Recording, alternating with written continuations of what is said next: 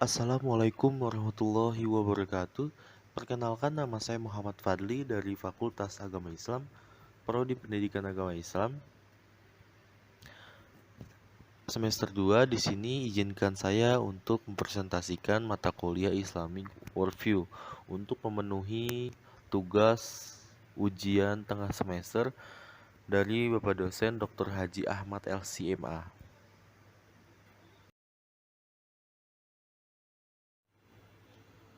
Nah, di sini saya akan menjelaskan beberapa materi yang akan saya jelaskan pada presentasi kali ini. Jadi yang pertama itu materinya Islam sebagai pandangan hidup. Yang kedua konsep wahyu. Ketiga konsep ilmu. Keempat konsep manusia. Kelima konsep Tuhan. Keenam problematika epistemologi Barat. Dan yang ketujuh peradaban Barat. Nah, yang pertama itu materi kita Islam sebagai pandangan hidup. Secara awam, pandangan hidup sering diartikan filsafat hidup atau prinsip hidup. Setiap kepercayaan, bangsa, kebudayaan, atau peradaban, dan bahkan setiap orang mempunyai filsafat hidupnya masing-masing. Faktor-faktor yang paling dominan dalam pandangan hidup masing-masing yang berasal dari kebudayaan, filsafat, agama, kepercayaan, tata nilai, sosial, atau lain-lainnya. Faktor-faktor itulah yang menentukan cara pandang dan sikap manusia yang bersangkutan terhadap apa yang terdapat dalam alam semesta. Teori ini berlaku secara umum pada semua kebudayaan dan dapat menjadi landasan yang valid untuk menggambarkan ilmu dan berkembangnya pandangan hidup manapun maupun termasuk pandangan hidup Islam. Berarti kegiatan keilmuan apapun, baik dalam kebudayaan barat, timur, maupun peradaban Islam, dapat ditelusuri dari pandangan hidup masing-masing.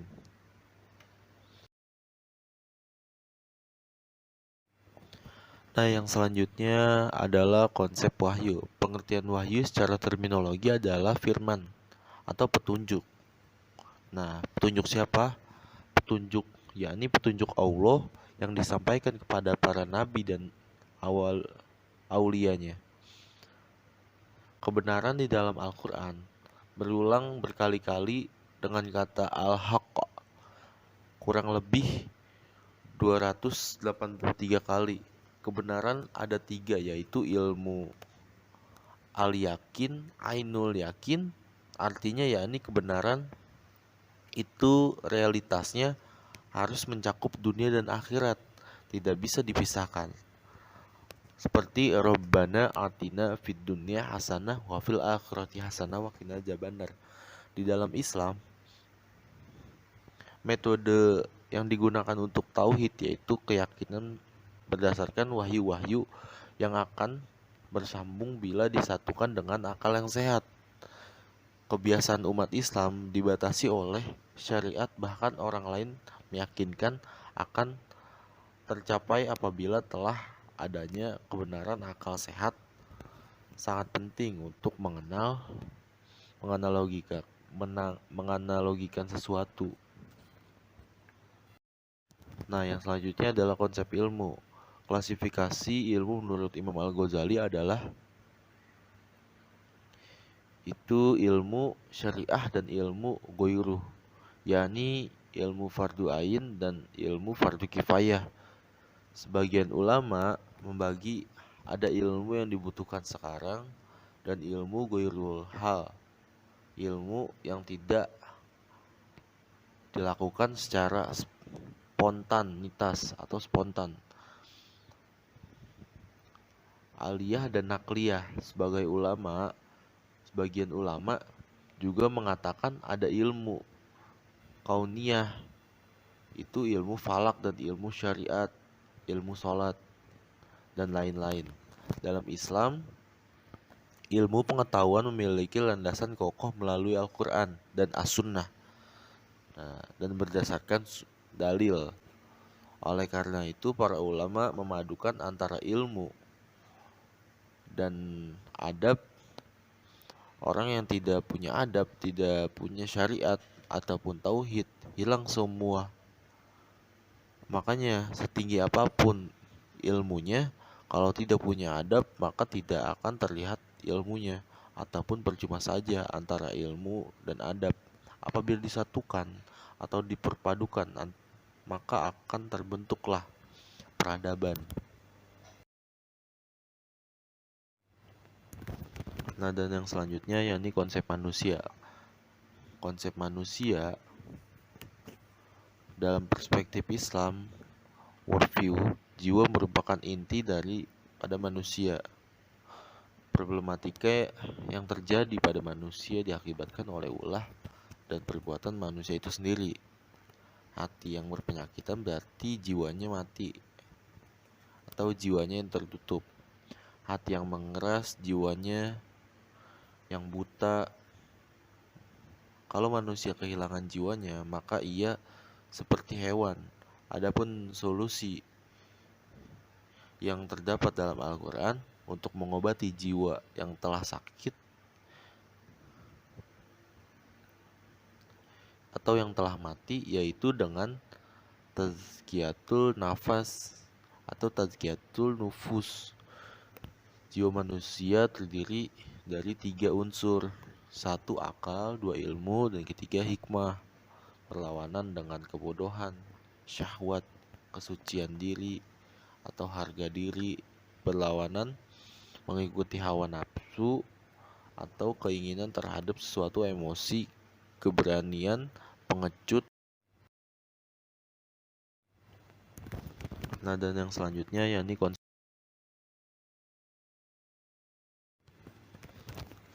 yang selanjutnya adalah konsep Tuhan. Dalam perspektif Islam, Tuhan Allah adalah zat yang maha tinggi, maha esa, maha nyata, maha pencipta, maha kuat, lagi maha tahu, maha adil, sang maha pencipta takdir dan hakim bagi alam semesta. Beda dengan pemikiran orang-orang liberalis, di mana mereka ini menganggap agama itu sebagai suci dan animary, menganggap semua agama itu beribadah pada Tuhan yang sama, hanya mengekspresikannya saja yang beda. Dalam kitab larangan Imam Al-Ghazali disebutkan bahwa ada 5 macam wujud.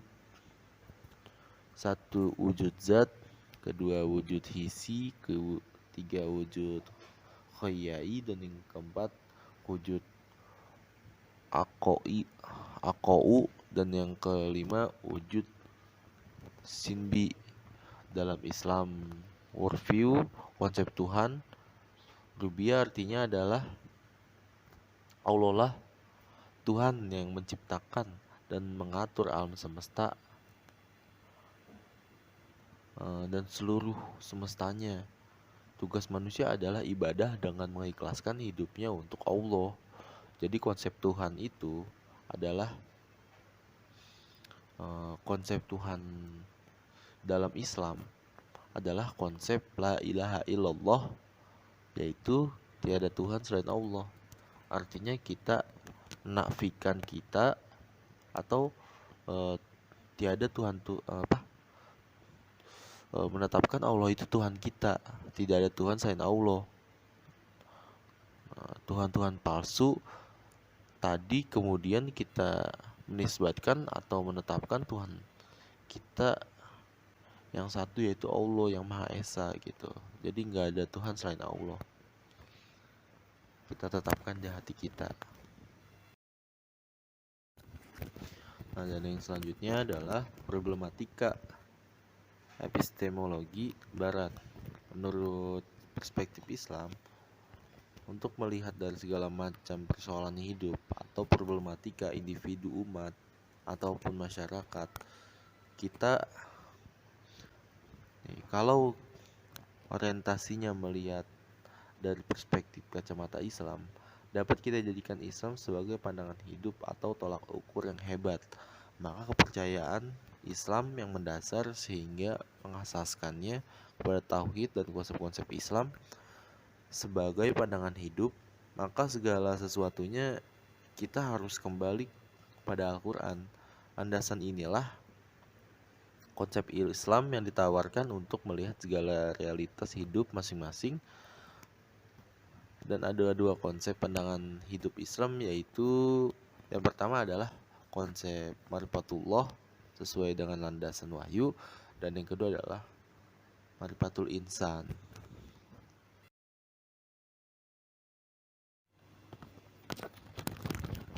Nah, dan yang terakhir yakni peradaban barat. Nah, menurut barat, Islam itu tidak hanya agama, tapi sebuah peradaban.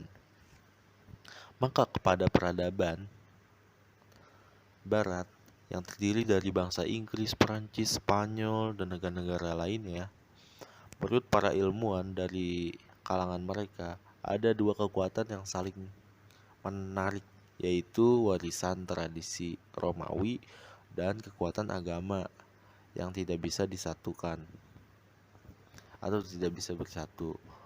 Terjadinya penjajahan dan kolonialisasi yang telah menjajah negara di Afrika dan di Asia. Oleh karena itu, negara sekarang tidak ada yang belum terjajah oleh Barat tanpa terkecuali, khususnya ideologi Barat yang sudah meluas masuk negara-negara dan menjadi paham, sehingga umat Islam dituntut untuk memahami peradaban Barat, karena secara sadar atau tidak terdapat di lingkungan kita, di negara kita, keluarga kita, bahkan ada di dalam pola pikir kita, dan ini nyata. Dan yang sedang kita hadapi saat ini yaitu pola pikir yang keberatan, seolah-olah menganggap kalau mau maju harus mengikuti pola pikir peradaban barat gitu. Nah, itu salah. Kita kalau mau maju, kita harus menggunakan peradaban Islam, karena Islam itu rahmatan lil alamin. Jadi seperti itu.